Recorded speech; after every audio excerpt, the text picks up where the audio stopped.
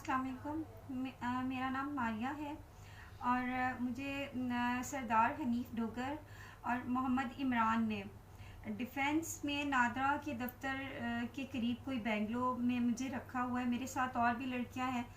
हमें यहाँ पे बंद करके रखा हुआ है और हमें ज़बरदस्ती जिस्म फरोशी करने के लिए हमें मजबूर किया जाता है।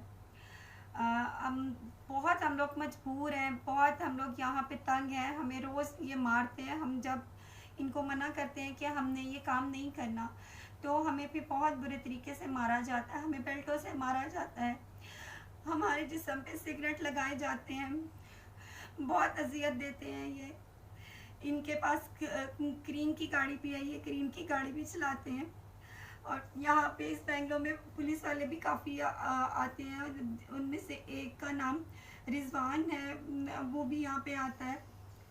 हम इस दलदल में नहीं रहना चाहते, हमें यहाँ से निकालें, हमारी मदद करें। खुदारा प्लीज़ हमारी मदद करें, हमें यहाँ से निकालें, खुदा का वास्ता है।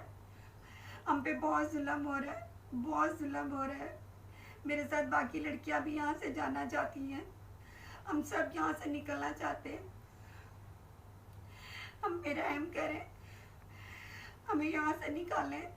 हम यहाँ पे बहुत मजबूर होके रह रहे हैं। हम ऐसा काम नहीं करना चाहते, हम गलत काम नहीं करना चाहते, लेकिन ये लोग हमें मजबूर करते हैं गलत काम करने के लिए।